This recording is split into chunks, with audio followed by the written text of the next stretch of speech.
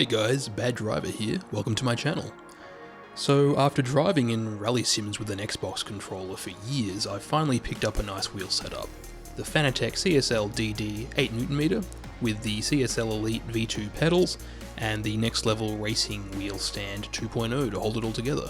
I'm having a blast and really loving how much more immersive and involved it feels to drive.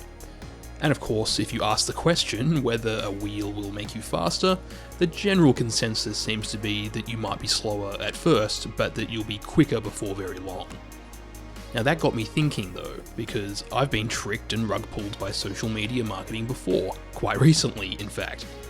EA's WRC was promised to be an amazing next-gen rallying experience, but what we got was, well, maybe I'll go over it another time. So, the question remains, have I been bamboozled yet again? Sure, I might be having more fun with the wheel, but that doesn't matter. This is pretend race car driving, it's very serious business. It only matters if my investment has made me more competitive. So let's find out if it has. I'm going to be driving in Dirt Rally 2.0, as you might have guessed from the footage you're seeing. It's the game that I have by far the most experience with, which I think will be beneficial for this kind of test.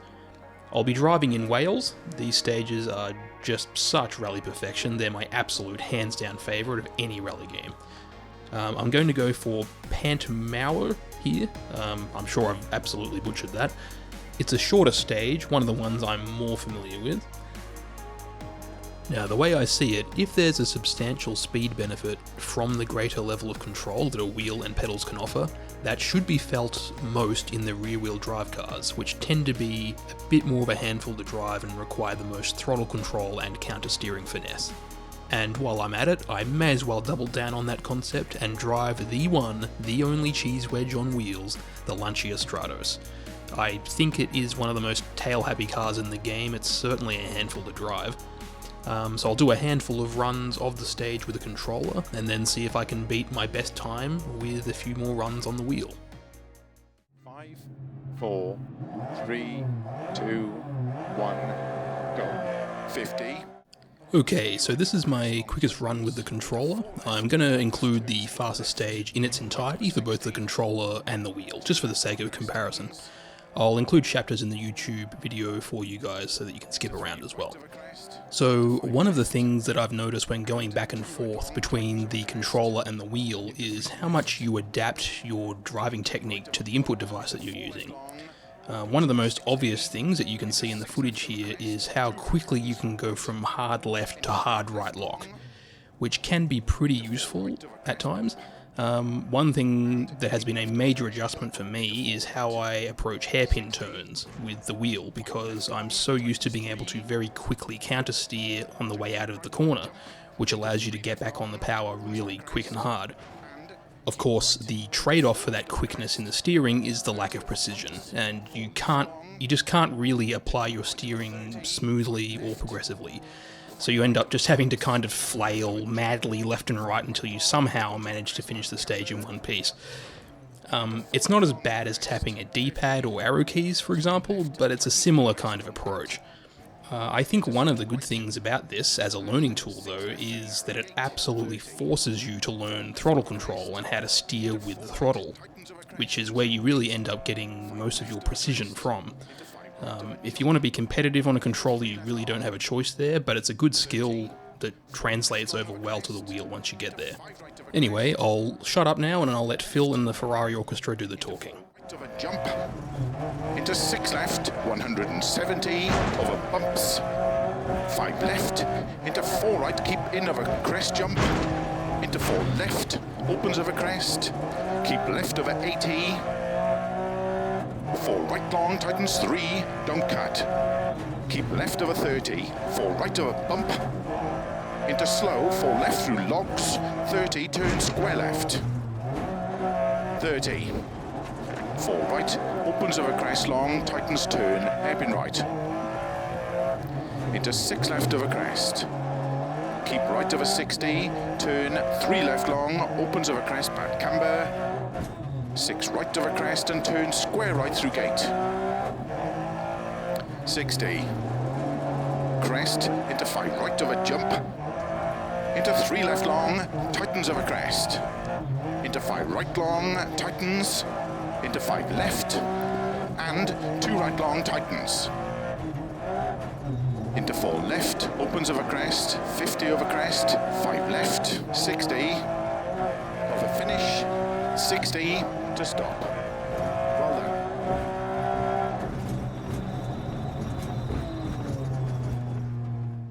done. Okay, so I've come in at 256.6 on the controller, which to my surprise actually places me quite firmly in the top 100 on the leaderboards. I don't normally go in for the whole hot lapping thing with rallying, I just don't think it's really in the spirit of what rallying is, but that's a much better result than expected. Now, to break up the flow for this highly scientific test, I'm going to take a break and do a bit of driving in Richard Burns Rally. Let's take a quick look at how that went, shall we? Easy right, easy left, tightens, over crest, 30. Yeah, that's about right. None of the Colin and all of them a crash. 5, 4, 3, 2, 1, go. 50. Alright, so here we go with the wheel, 256.6 to beat. Given that the time was displayed at the start there, I'm sure that's a bit of a hint as to how the rest of my runs went. But for anyone curious, in this clip I'm driving with the wheel set to 540 degrees of rotation. This is something I'm still playing around and experimenting with, but from my experience so far, I find that I really don't like driving older cars like this with the rotation set to auto, because they'll be set at like 900 or even 1080 degrees of rotation. And to my understanding, that is authentic, sure, but for me it's basically undrivable. I just can't catch slides with that much rotation, and it slows me down massively. Your mileage may vary, of course. Anyway, the most immediate thing that I'm sure is noticeable in the footage here is how smooth and fluid the wheel movement is. It really can't be understated just how much better the feeling of control over your steering is. But also, just the higher level of communication between you and the car. If you've never used a wheel with force feedback before, I guess I would describe it as the wheel having a certain elasticity when you turn the wheel, but that elasticity is dynamically adjusted based on what the car is doing, along with all of the bumps and rumbles and whatnot. It's kind of a language that you have to learn, but I was pleasantly surprised with how intuitive it felt to pick up. And I felt that I was able to catch slides a little bit better right away compared to the controller. I also think that on narrow stages, like in Sweden or Poland, where you have banks of snow or dirt on either side of the road, I was able to keep from hitting them more reliably, because I could just fine-tune where I was pointing the car far better. The other thing I've noticed is that with the pedals, both the throttle and the brake, I find it easier to locate where that threshold is and stay just underneath it. I think this is because the throttle has more travel and a bit more weight than like a controller's trigger, and in my case the load cell brake is really heavy, so it's more about applying pressure than making the pedal actually travel. Ultimately it's just a higher resolution input for you to work with, so it's not surprising that it has such a positive benefit. Outside of that, the other big thing is just how much more physical it is to drive with the wheel. After a long session, you can really work up a bit of a sweat, which is probably good for you compared to just, traditionally playing games with a controller. But it's just more fun that way as well, which ultimately is what this is all about. Regardless of whether or not you're faster, I think that's a killer app right there. 50 over crest, 5 left, 60, over finish, 60 to stop. Well done.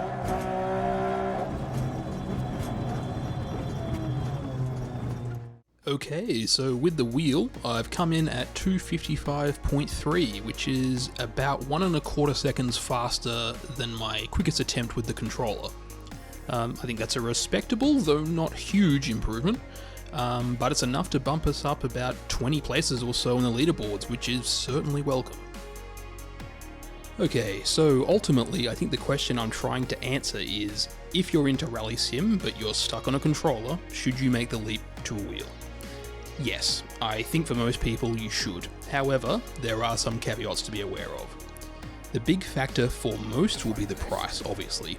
Even the entry-level models that are available, such as Logitech's very popular G29, will set you back a few $100. Given that it's ultimately just a controller for a very specific type of game, that's fairly expensive. I think if you play enough racing simulators, it's pretty easy to justify, but that's a personal thing. It's always worth keeping an eye on the used market or waiting for sales, which is what I did in my case.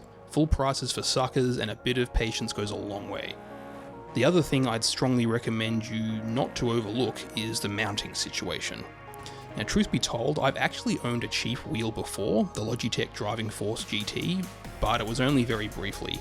Not only was it just not very satisfying to drive with, but because I didn't have a wheel stand, I was having to move my keyboard around and clamp it to my desk every time I wanted to drive. It doesn't sound that bad at first, but the inconvenience of that process was a big part of the reason that I stopped using it and I went back to the controller and ended up selling the wheel. Having everything hard mounted on a good wheel stand that you can just pop in place when you want to drive is a big quality of life improvement. Don't overlook it, get the stand, but make sure that you've got space to put it when you're not using it. The other thing I'd advise is that you don't go in expecting to be faster right away. If anything, you'll be much worse until you figure out what rotation and force feedback settings that you like. Now keep in mind, this all applies specifically to rallying. I'm actually planning on making a part 2 where I do a similar test for tarmac circuit racing, as I think that style of driving will benefit even more from the wheel. In any case, if you've made it this far, thanks very much for watching. This is my very first video, so any feedback, good or bad, would be very much appreciated. I'd love to know what you guys think, or if you have any suggestions or requests. So if you'd like to see more, be sure to subscribe and hit that bell. Until next time, happy driving.